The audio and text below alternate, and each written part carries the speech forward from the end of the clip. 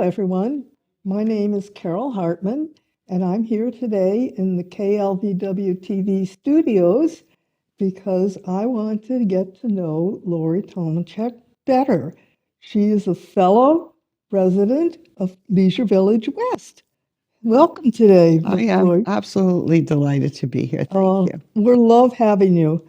I have to say, you first came on the radar of KLVW when you appeared at our craft fair. I did. You did, and you were having sales of your book that you Right. wrote.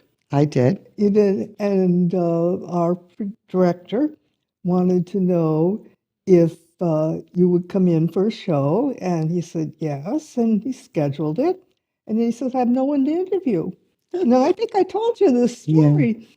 When I was a child, I was growing up next door to an author of children's books, and we had loved them all as children. I can't even remember the names because this was 70 years ago. And I never was really very close to this person because she was a 70 or 80-year-old woman, and I was a 10 or under child. And, we just didn't mix. But I felt very important knowing that there was this author next door. So tell me about how you became an author of a book. Well, I was a teacher for many, many years. I actually taught preschool for 27 years. My goodness. But I've taught all ages. I owned my own schools when I was teaching preschool and kindergarten. And when I closed those, I went into the public schools. So I actually taught middle school and high school, and then afterward went to school to become a principal. And during that time, did all other grades, first grade through middle school. So you've had experience with all ages Working of with children. kids, yeah. Yeah. Have And you written a lot of books? This was my first one. And so I guess because I worked with kids of all ages, when I heard somebody speak about the theme of my book, the story just poured in. It poured in to how could I communicate this message? And the message of the book is acceptance of all people, being kind to everyone of any culture, any belief system. And how could I communicate that level of kindness and love to all ages across the board? Boy, this is something we all need to hear, no matter who we are at this point in time. Right. And so the book has, and I keep looking at it because it's on the table, but the book starts out with a whole explanation to parents and teachers that this is actually a book that any age can read to open the door to a conversation about what is love, what is kindness, what is acceptance of all people. And, although the pictures are geared to capturing the very young age group, I have read it in public schools to all grades and, tried to bring the theme up and bring the theme down based on who I'm with. Well, did you write the book before you finished teaching, or are you just going into the schools to read as a... No, I stopped teaching in the school system about 15-ish years ago and started doing early intervention, which is therapy for children that are birth to 3 years old. I go into families' homes and help them with strategies if their child has any kind of delay in any area, speech or physical or developmental. And I'm also the special needs ministry coordinator at the church on Hooper Avenue. So there I work with children, well, they're not children, teens, adults, all different ages. We do a lot of community events for special needs families in our area. So did you go to school for special needs, or how did you get into the special needs? I didn't. I went to school for health and physical education, so I was always in the wellness industry. But growing up, I was the one that knocked on everybody's door and said, can I take your baby for a walk? I mean, they knew me. Well, I didn't knock on strangers, but I wanted to be with all the children. I was the one that just wanted to play with all the children. So I graduated in health and phys ed, but opened a sports center, a gymnastics school. But I knew I wanted to teach. And so I went back to school for preschool education, and that turned into, yeah, I just have been a lifelong learner, and I have certifications at every grade level all the way through high school. When you were teaching in junior high and high school, courses are more specific. Did you have something that did you teach wellness and health? I taught health, and the school that I taught in was 7th through 12th grade. And the superintendent was very, very interested in making the physical education department really the hub of character education. So I guess that's where I wound up going for my master's at that time in what's called experiential learning, learning through doing, learning through physical challenges, learning through classroom activities. And really, it all poured into this book because the book is all about, doing and being, how we want the world to be. Do you have plans to do a second book? There's always that, I do want to write more. The ideas come, but this was a huge project for me. Oh, I'm sure. And so, I guess I let things percolate, and when the timing's right, the story might bubble up. Yeah. I actually, should we talk a little bit about what this book is about? Sure. So this book, the theme is, to make it a short version, we are all the same, right? We're different, but the same. And so the story is about little Nala. Can you see this in the camera? And Nala is in kindergarten. And the kindergarten has International Day happening. And she jumps out of bed, so excited to go to school. Every child in school has been asked to bring a bread from their heritage. So they all get up during the day and they tell about their bread, where their ancestors are from, a little bit about their culture. And at the end of the day, they gather all the bread together in a basket, which is why this is called a bread basket for Grandma.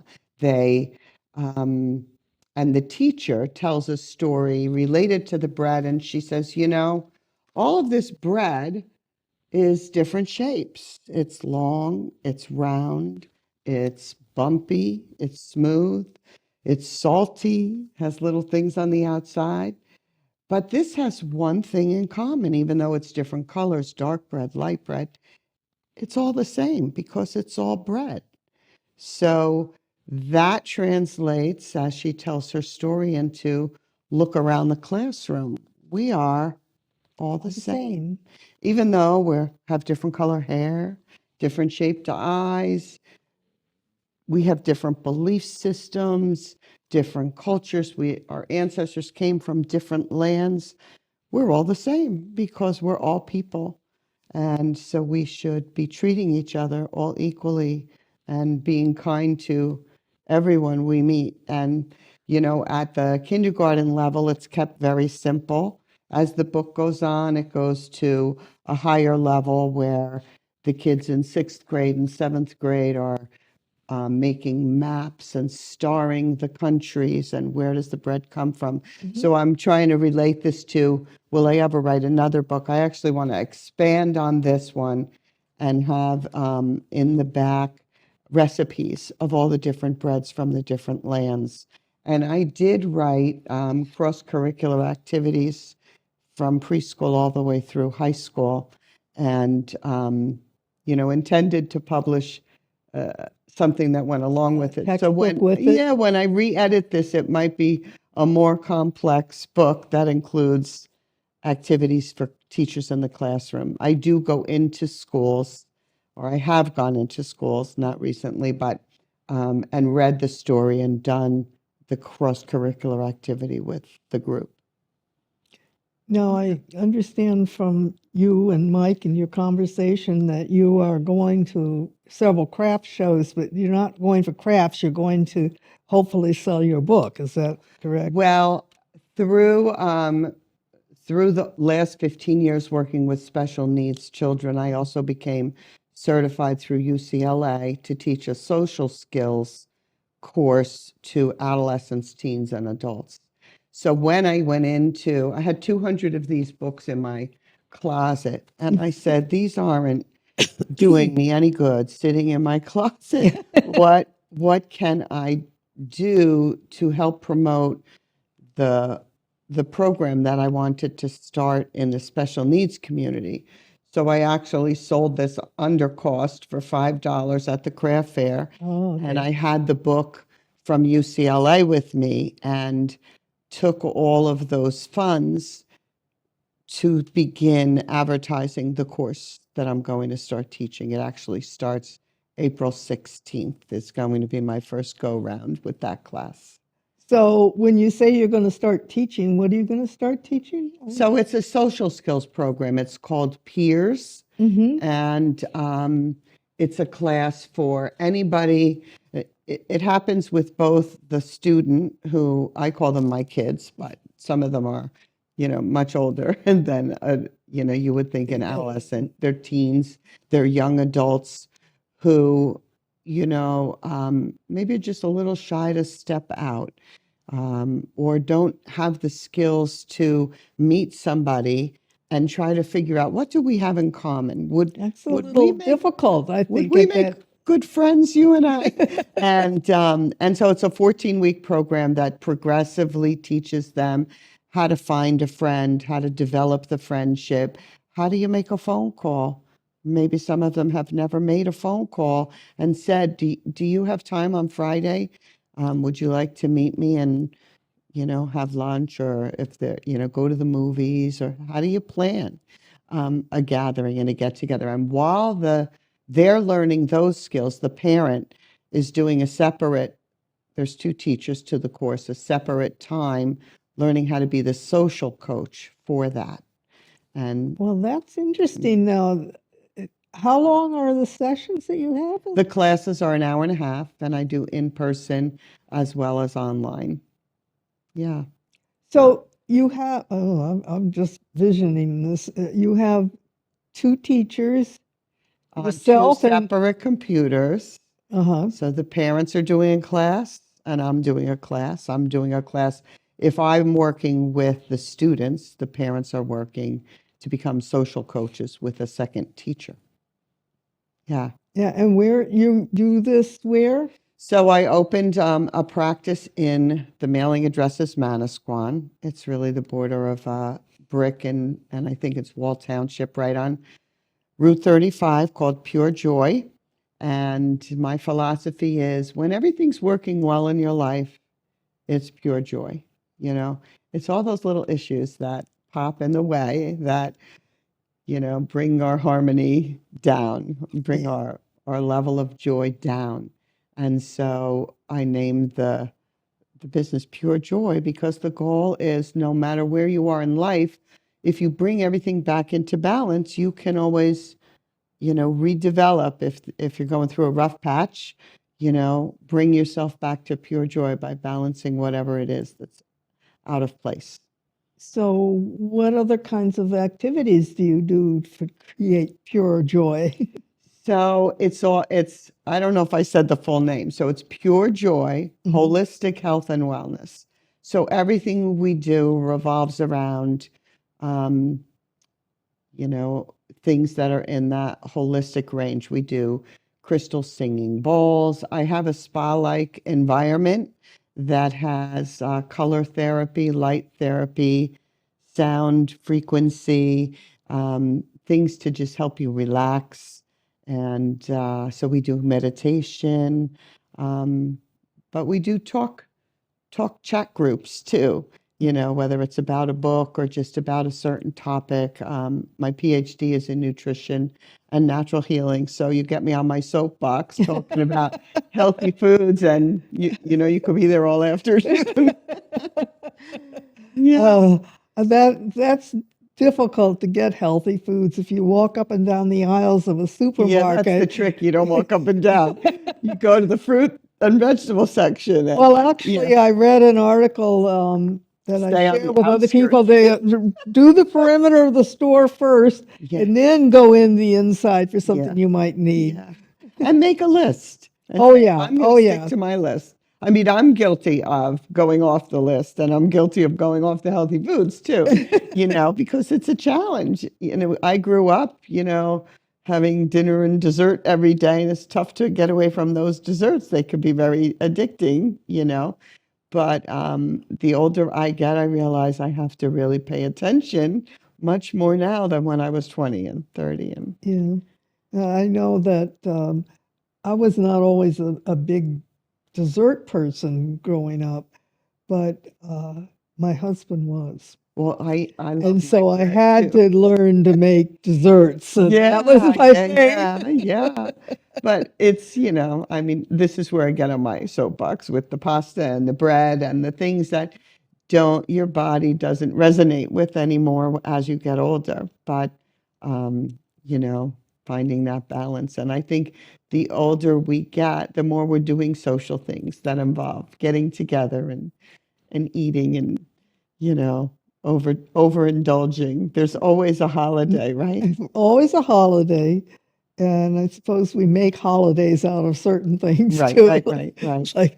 like Super Bowl Yeah. and our Oh, sure. parties. Oh, yeah, that's coming up. Did I miss? No. You missed it. No, I didn't miss it. I actually watched it. That's where Oh. age comes in. I just forgot. Yeah, so, Well, yeah, that was sort of an interesting time this year. Um, yeah.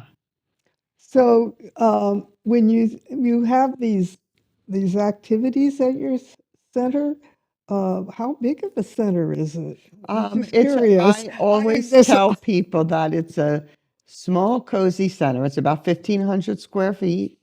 We have 4 different rooms, and they're set up, some are set up with, activities for children. I do music kind of exploration with Mhm. sound bowls and chimes, and we call them shaky eggs.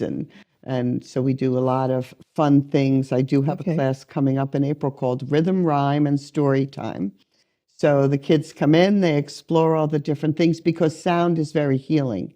When we can use music to calm us, we can use music to put us to sleep, and we can use music to energize, right? And Yeah. so I work with all of those things with kids. How do we calm down? What kind of music do we listen to? But I do it in a really fun way.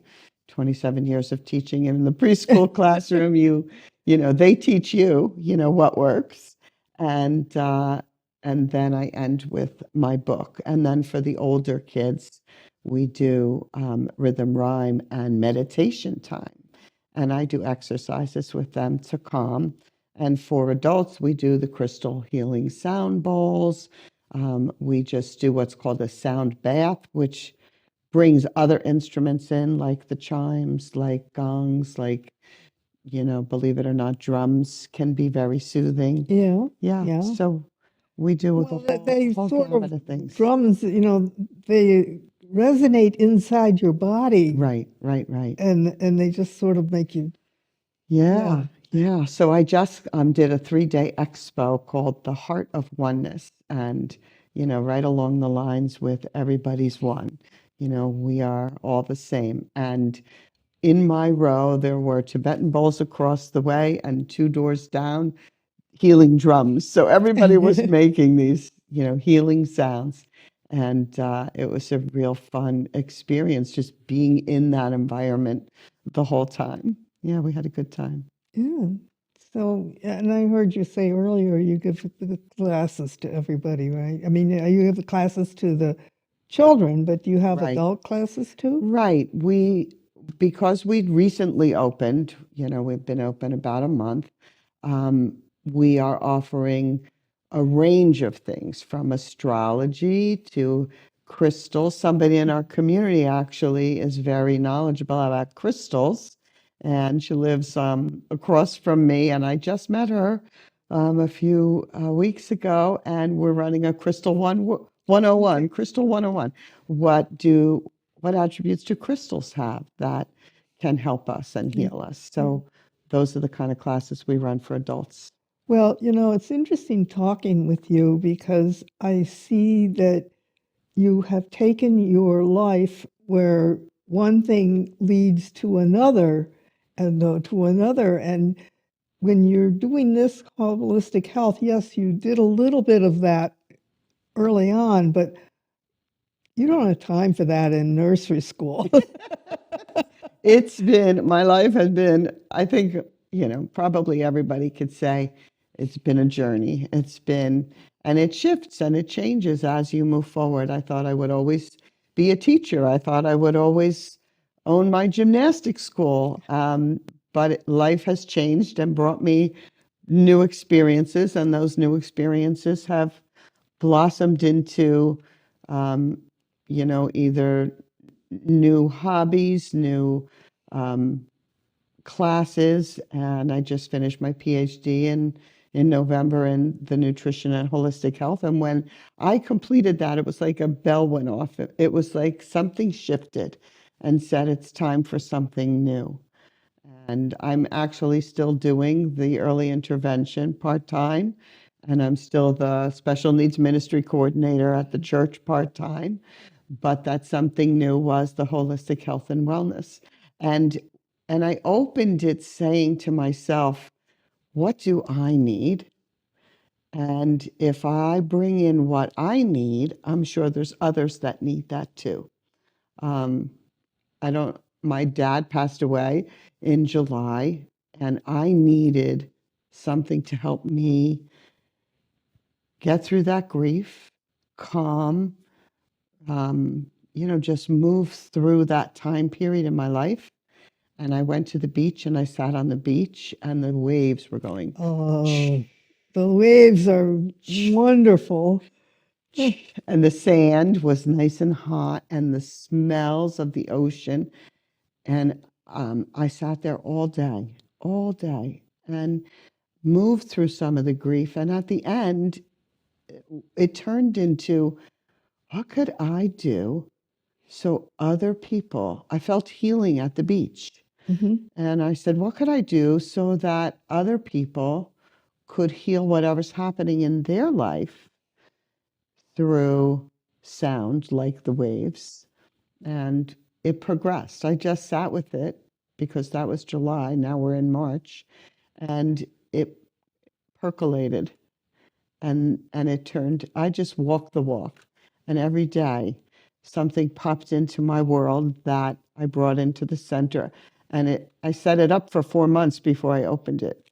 And now I say it's a place where people could come in and calm and heal, but it's a wellness center because I believe when you come in before you have those either emotional traumas or physical issues, it's like you put that protective seal around you, Yes. You work on the wellness rather than on the illness, So that's where where I like to come from first is let's all work on wellness.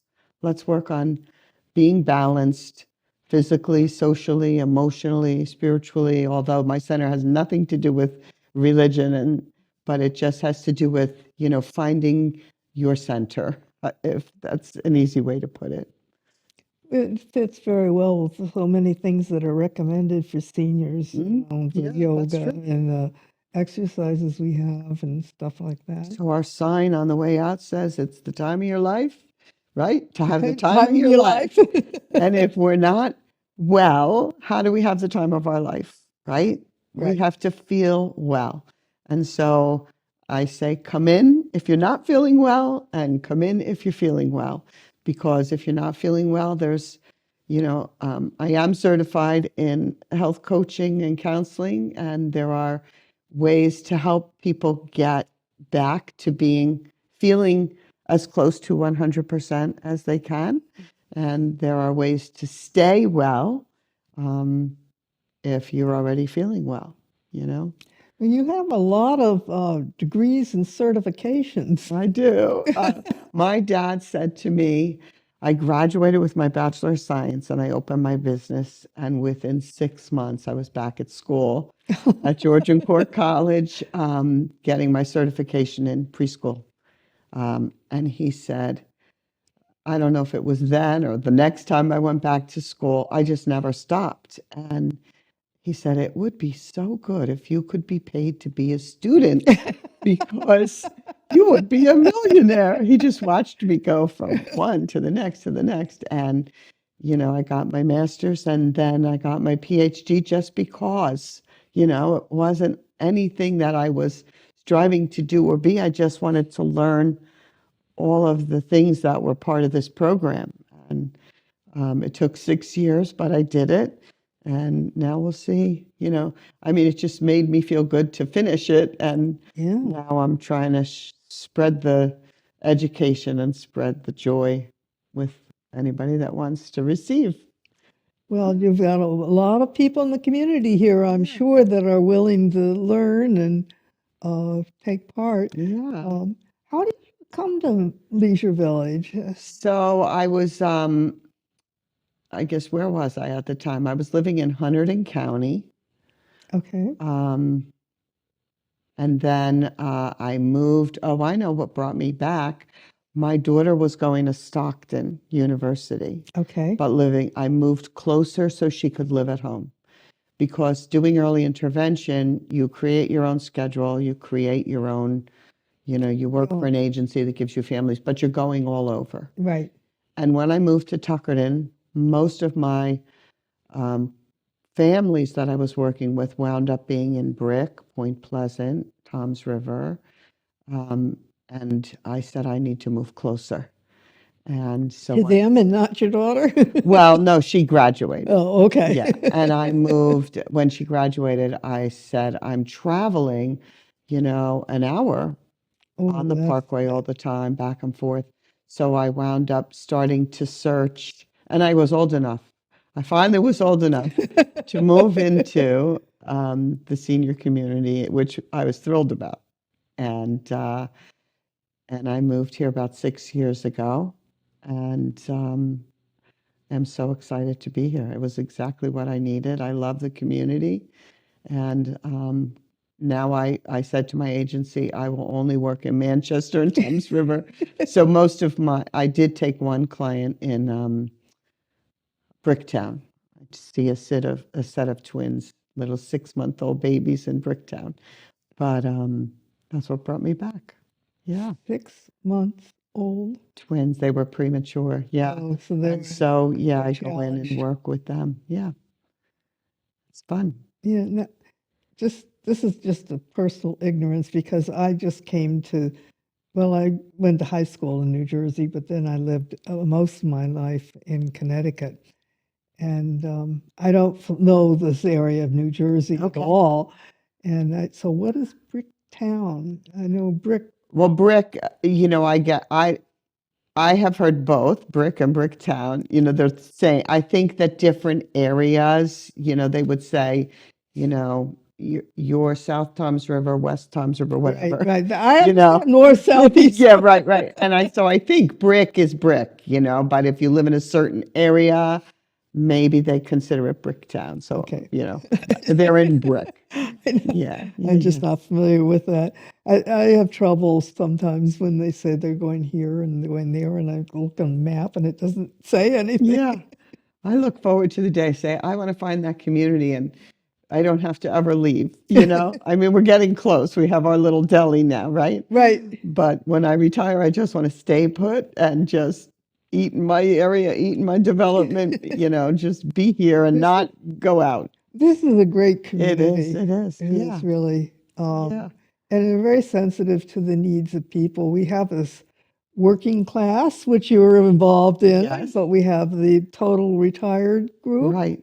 I thought when I moved here that by this time I would be in the total retired group, to be honest with you.